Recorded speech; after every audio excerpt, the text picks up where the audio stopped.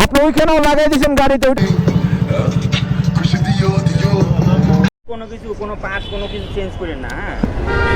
Mobile money bag সব কিছু আপনি বলতেছেন ওখানে যান, ওখানে গিয়ে আপনি পার্ক করেন।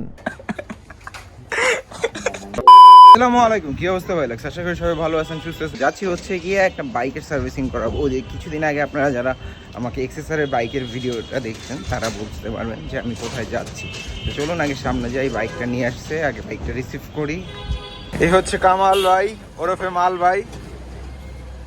চলেন চলেন চলেন, আপাতত আপনি চালান, আমি পিছে বই।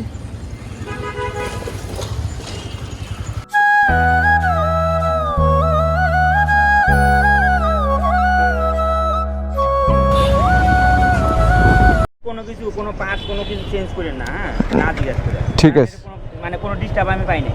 ঠিক আছে, ওকে, আল্লাহ হাফিজ। সো এই হচ্ছে এক্সেসর, যাবো হচ্ছে এটা সার্ভিসিং করাইতে। সো ব্যস্ত ছিলাম না, ফ্রি ছিলাম। কামাল ভাই বললো যে ভাই আমি তো এত কিছু বুঝি না, আপনি যতটুকু বুঝেন তাহলে আপনি একটু আমারটা করায় এনে দেন। সো আমিও ফ্রি ছিলাম, বললাম ওকে ফাইন চলেন। তো উনি হচ্ছে কি আর যাইতে পারতেছে না, দোকানে কাজে ব্যস্ত, তাই আমি নিয়ে যাচ্ছি।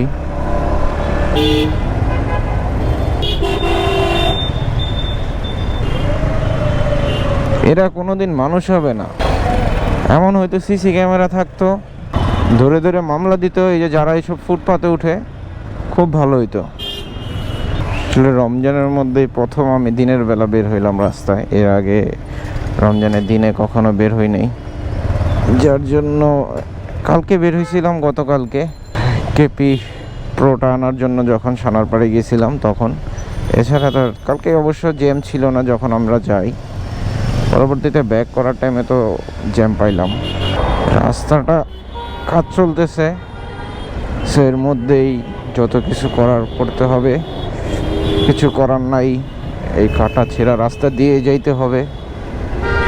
মোবাইল মানি ব্যাগ সব কিছু আছে। এমনিতেই অভাবে আছি, কিছু একটা পড়ে গেলে এমনি ক্ষয়ক্ষতি হয়ে যাবে অনেক বিশাল।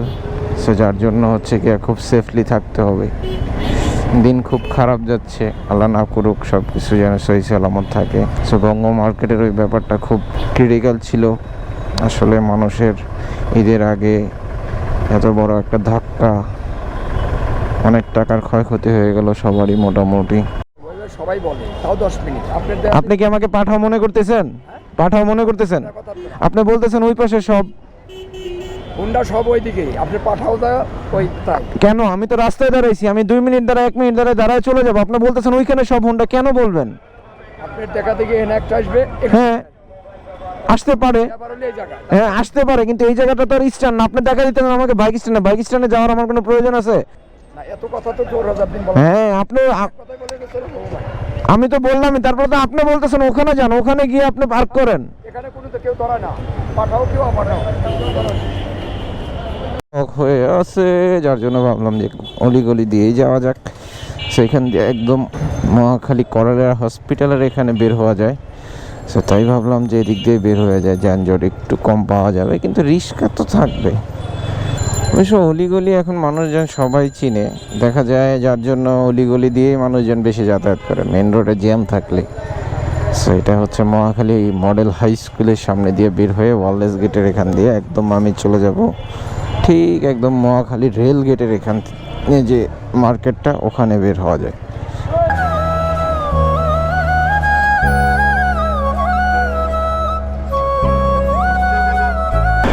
চলে আসছি তেজগাঁওতে। এখন তো কয়টা বাজে সেটা হচ্ছে মেন ফ্যাক্ট, 2টা বাজে। সো মনে হয় না কোনো না কোনোভাবে সার্ভিসিং দিতে পারবো, দ্যাটস ওয়াই। তারপরে দেখি আজমির ভাইয়ের সাথে একবার কথা বলে। সো আজকে হলো না বিকজ অফ দ্য বুকিং আগে থেকে অনলাইনে দেওয়ার প্রয়োজন ছিল। ভাবছিলাম আসলে হয়তো বা করাইতে পারবো কথা বলে, কিন্তু এমন একটা সময় আমি আসছি যখন নাকি পসিবিলিটি নাই। যার জন্য আজকে হলো না, বুকিং দিয়ে দিলাম। সো ঈদের আগে খুব রাশ, শিডিউল পাইলাম 5 দিন পর।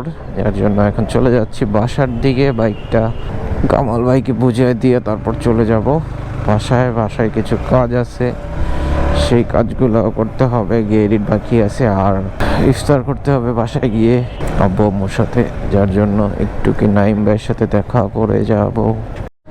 আপনি ওইখানেও লাগাই দিয়েছেন গাড়িতে, ওইটা আপনার ভুল ছিল, লাগাই দিছে না?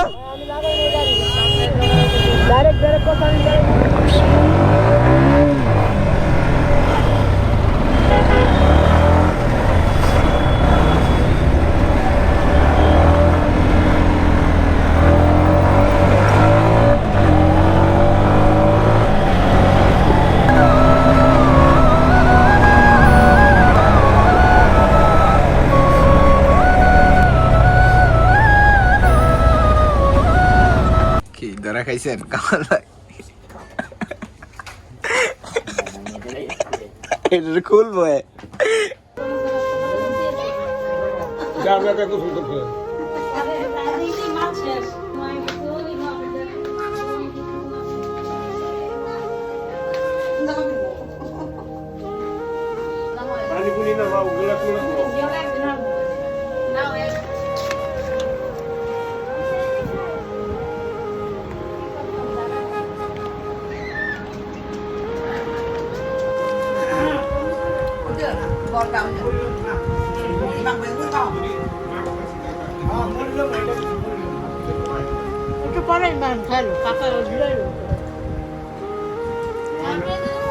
ইফতারটা শেষ করে আমি চলে যাই হচ্ছে গিয়া বসুন্ধরা আবাসিক এরিয়াতে।